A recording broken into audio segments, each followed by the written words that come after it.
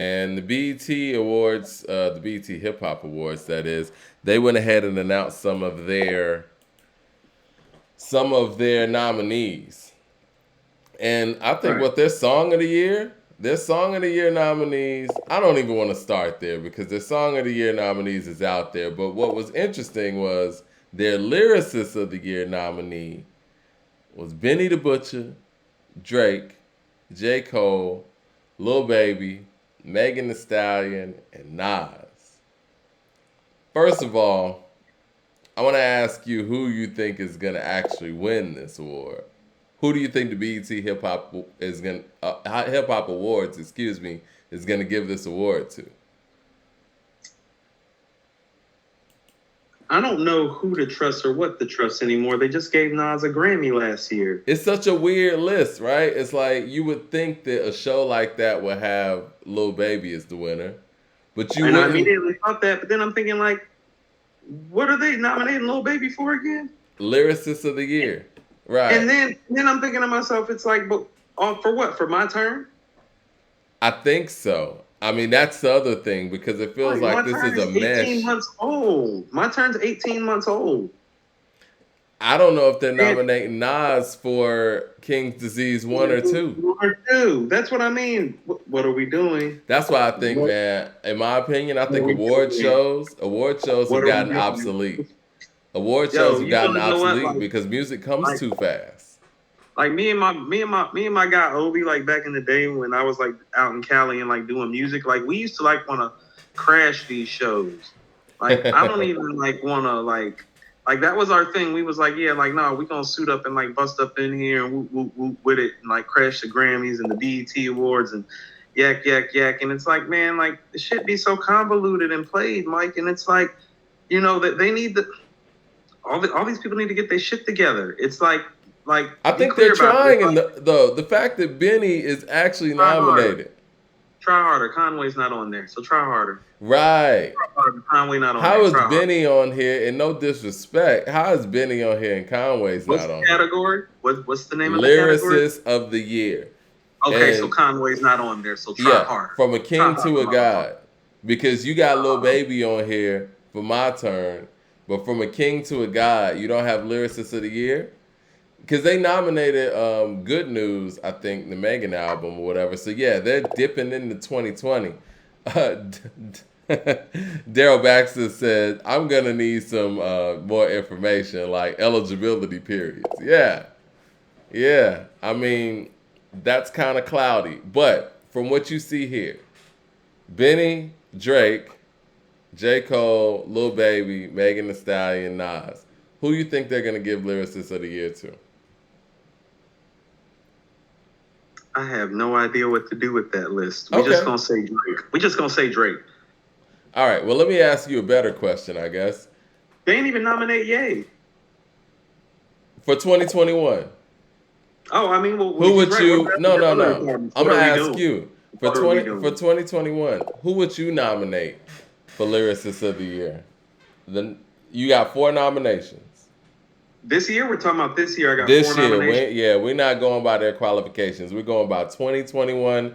Anybody who dropped something in 2021 or who is like featured heavy in 2021, who are the four people that you are putting down for lyricist of the year nominees? Because we ain't gonna do six nominees. We're gonna do four. Nas. Nas. I have to say AZ after today. You got AZ down here. Okay. Conway. Conway. Cole. Cole. Okay. Yeah, Cole. You know what? I would replace your Cole with Skyzoo. I was thinking about Skyzoo. Just to throw. I was also thinking about these four Wayne verses. I was thinking about the Wayne verses too, but I gotta give Skyzoo his props on this album. Oh, people are saying I had Freddie. to pick AZ People are over saying Freddie Skyzoo. Gibbs too. Gibbs has a couple of verses, but not enough material to get in my opinion. I see a He would be ransom too. Mike. You want to know what, Mike? I love Ransom's albums. Envy and Greed are two of the best songs this year, in my opinion. They're gonna make the top 50 list probably. Envy and Greed. I might put Yeah. Ransom ahead of J. Cole for 2021. And I'm kind of still out there with the AZ thing. No, no, the AZ thing is real, Mike. He's spitting on this album. He is. He is. AZ thing is real. Because Okay. because when you're talking about it, Mike, we gotta understand part of the reason why I didn't mention Wayne. I'm like, well, yeah, but Wayne only got 4 verses. Gibbs only got X amount of verses. Right, right, right. Right. I mean, So, that's why I put Skyzoo in there too. I mean, because no. Skyzoo's But, album is better than but J. Mike, if we're Cole's gonna do album. a convoluted BET list and pick 6 people, then give me Nas, AZ, Cole, Conway, Skyzoo, and Wayne.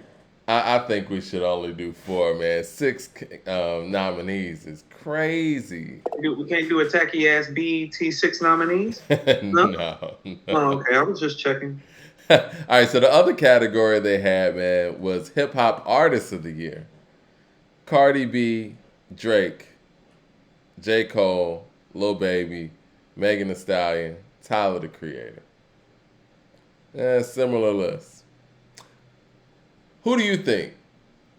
What 4 people would you say are hip hop artists of the year in 2021 so far?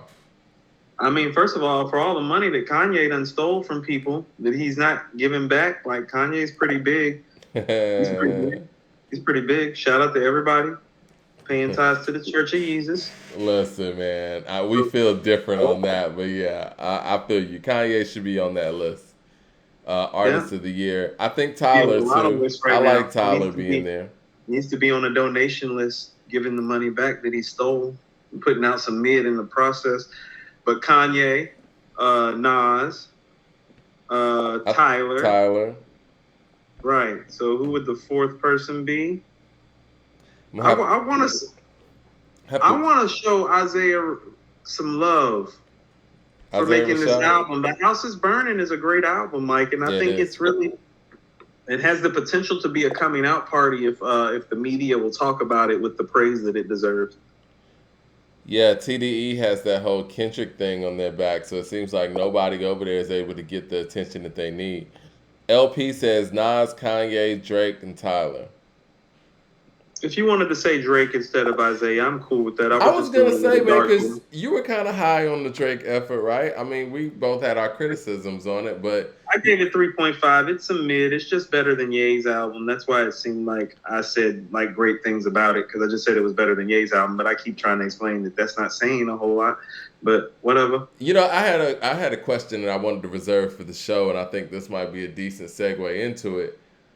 Everybody's talking about, well, not everybody. It's just really just certain platforms that are talking about the record sales of Drake's first week and all that. Since people don't buy albums anymore, do people really care about record sales anymore? Because people can't quantify them anymore. Like, the fact that you can't really go into a store and get that energy of you buying the disc or feeling like you put your money towards that artist in that way. Do first week record sales even count anymore? Like, do people even care about that anymore? I don't think so. I mean, the game is just different now. This isn't 20 years ago. Right. 5 years ago, where it's like, like we went through a thing starting with Snoop and Doggy Style, where we started to like really move units in ways that we didn't before. Like, I mean, I don't think people understand like Doggy Style in its first like month, Mike, outsold Paid in Full. You know what I mean? Right. Daryl Baxter said it's more important now than ever how much time people are spending with an artist. I don't know. I think there's a lot of analytics that are quantifiable, but I think the actual record sales, I don't think people even really understand how how the streams equate to an actual physical sale and all that stuff for people to care that much about. That's just my opinion, though. So can I submit something? It's like part of what we're doing even with this podcast is like, and I keep trying to say this, like, this is about the music and the culture and the quality of the music first. Everything else stems from that, Mike. Every time we end up going on one of these rants on some of these legendary artists. Mike, there's legendary work to go back to. Yeah. Nas, Illmatic, Snoop, Doggy Style, Jay, Reasonable Doubt, Ice Cube, Death Certificate, Scarface, The Diary. The greatness of this culture ties back to the quality of the music from the greatest artists. Ghost, Supreme Clientele, and Iron Man. Mike, when we compared Supreme Clientele and Iron Man to Common's best shit earlier, we almost laughed. Like, that's not a conversation. You know what I mean? It's about the quality of the work first. So it's not about the sales. And it becoming about the sales has been good for the financial aspect of the game, but we gotta get back and root it into what this culture is about, and it's about making classic hip hop records that reflect the times and the angst going on in our communities. I don't think sales in hip hop ever really mattered. There were a few. Illmatic sold 300,000 copies in 1994. Don't tell me record sales matter. It's the greatest rap album ever. Still, I think there are a few artists who made it a point to highlight their sales, and that was like, when 50 came along. And even with Doggy Style. Before 50. No, but I'm just saying, Doggy Style did numbers, you're right. But Snoop wasn't out here talking about the numbers he did. It was so new. People weren't like, the numbers Dre and Snoop did. Ain't nobody, it was like, what? They did what? With this gangster? What? Yeah. That's what changed everything. Mike, East Coast rappers rap different after that. It was like, they just did what? Well, who did talk about record sales? Tupac was talking about record sales. I will say that. Like, Snoop and Pac and Dre and Cube was out here going triple, quadruple, while these niggas was struggling to go gold or not going gold. But that's that Cali shit, man. That's that Cali shit that I'm talking about that I seen live for myself. They support it like nobody business. Them dudes was running the game. Yo, Michael Sanders said something that stands out to me. He said, it seems like it's about merch and and sales nowadays. And it was funny because what Conway say on that AZ song? When he was like, I could retire off my merch. Forget Mike. He said that last year on Jesus Christ is getting rich off T-shirts really wasn't the plan. But every time a bag drop, I reel in. What? How many $100,000? Yep. Yeah. Niggas keep trying to block my goals. I'm gonna make it messy. I love it, man. I think that's a progression of the game, and I've always been one of those people to feel like, look, with the streaming platforms, music is essentially free. You're gonna have to make your money on other things, and the merch is one of those things. And it kind of goes to that whole Prince conversation I was having earlier. It's the fact that there is no real point system when it comes to streaming. The artist already ain't going to eat off of physical sales anyway, even in the old structure of the record industry. But in this new structure, you got to be at least able to own your likeness enough where you can get money off that merch. Prince seen it coming. Like conversation he had with Nas at the I Am release party. Nas is like, can I get you on a record? He like, do you own your masters? Like, do you know what that's going to be worth for you and me to do a record together? Like, who going to eat off that? Exactly. Our kids or their kids? Right. Right. And Prince want to be able to go to Nas and be like, look, we're not putting this on, this, and this. But when it's out of their hands, it's out of their hands. Out of their hands. Yeah. Right. So yeah, he wasn't being an ass like, yo, do you own your shit? Like he wrote on his face. No, you're a slave. Like he wrote on his face, Mike. He wasn't crazy. He was never crazy. No, the ones that are labeled crazy are never crazy.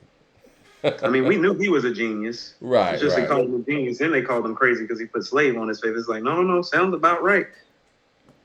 All right, well, let's see what this other candidate. All right, we were talking about Song of the Year, and that's how I brought up this whole discussion anyway. What is the Song of the Year? That's fascinating. I was going to ask you that, but this is what they have. BET Awards nominees for Song of the Year. Pooh Shiesty, Back in Blood, featuring Lil Durk. Roddy Ricch, Late at Night. Drake's Laugh Now, Cry Later, Lil Durk. Cardi B's Up, Cardi B WAP featuring Megan Thee Stallion. And B.I.'s Whole Lot of Money remix featuring Nicki Minaj. I just love the streets too much. Ain't none of them making my list. I don't. Yeah, man. What did we say song of the year was last year? I have to go look in the yearbook real quick. You know what I'm saying? Like, what song of the year last year? Grab a yearbook. Hold on. Yeah, I got it. Yeah, I just pulled it down.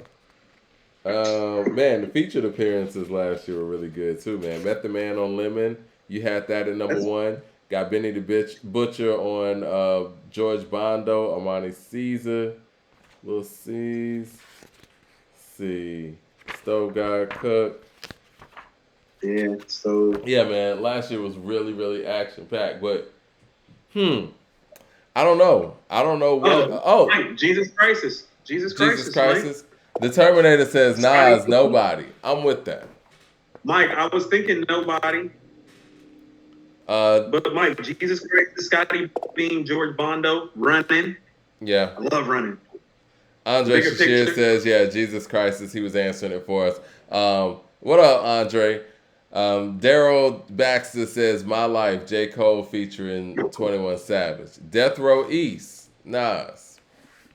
I think Nas Mike, might have some song of the years in there. Lumberjack, no, Tyler the no, Creator. I like that he too. does. I like Lumberjack too. I like that choice. Mike, I can't even lie. It's like Death Row East. That's one of those GOAT records, Mike. I don't know if it's the best record on King's Disease 2, but it's a GOAT record because can't nobody do that but Nas. And here's what I mean about him being the greatest storyteller ever to me. You can nod your head to that shit. It's like what kind of bag he done got in where he can tell you a story like that and get you to bob to it.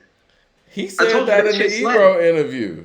You saw that, Huh? right? He said that in the Yeah, Ebro interview. Yeah. and he said that was the first track they recorded. He was like, he was two-stepping to it. I was like, I was two-stepping to it. I was like, I thought it was just me tripping off of that. Like, no, because it slaps like that. Mike, when I was going to Florida for the wedding, when I was on the boat, that's what me and Saya was nodding to, high off life, drunk off dark liquor, shit getting eerie. Like I threw on Thriller, bitch, I'm a hard hitter. Rolex clocks and killers, all out of order. I'm praying God forgive us. I had runners and should. Niggas would have been should. That shit slaps. Andre Shashir says, my favorite is My Bible or The Store Run. Moments. There's another one on there, too. Store Run is the best song on King's Disease 2. And so if it's going to be... Store Run's better than Nobody and Death Row East as a whole. I just don't know if they slap like it. The Store Run's better. Like, just that would be the song that you would put on his greatest hits from this album if you were only going to take one. That would be the one that you would take. What's the Nas record you taking off KD2? Taking Store Run. You know? But the reality of the matter is though, Mike, the intro, the pressure, Death Row East, Moments, Nobody, Store Run, My Bible, Count Me In, those are all... Album of the year. Well, it's a classic, Mark. Yeah, it's a classic. It's the album of the year. So BET Awards, their album of the year nominees is Moneybagg Yo's A Gangsta's Pain, Tyler the Creator, Call Me If You Get Lost, Migos, Culture 3, Megan Thee Stallion's Good News, DJ Khaled, 21 Savage, Metro, Savage Mode 2, and J. Cole's Off Season. That's interesting because they're all over the place. I feel like Nas came out. When did Culture 3 come out? I feel like that came out just a couple of months ago. Like, Nas came out after that, but it wasn't that much longer after that. It's very problematic. I don't trust these guys. Yeah, that's crazy. Yeah, they got albums all over the place on this. I need to know when their cutoff date is. Are white people running BET, Mike? White people still running BET? Yeah, they always have been. Just ask questions. I just want people to be informed. White people still running BET, right? Okay. Yeah. I think Nas's KD2 is probably ahead of all of those albums. I will give Tyler that courtesy. I think that he's in the discussion of album of the year. But yeah, so what? We're looking at Lyricist of the year. You got Nas, AZ, Conway, J. Cole so far. Yeah. I said Skyzoo over J. Cole, but you know, semantics. Artist of the year, we got like 20. Cole had more highlight performances than Skyzoo, even though Skyzoo was more consistent beginning to end. When Cole showed out, he did show out. Pride is the Devil. Yeah. the off season freestyle, like stuff like that. Like yeah, he's Okay. fast. Yeah, Yeah, yeah. and he did have that freestyle on LA Freestyle. Leakers too. Yeah. All right, 2021's Artist of the Year, we got Kanye West, Tyler the Creator, Nas, Isaiah Rashad so far. It's about the only thing that they came close to getting right, it appears. No, that's what we did. Oh, that's what we did. Yeah, Oh, that's well, they still don't know shit. Okay, it's back to what we thought. It's back to what we thought.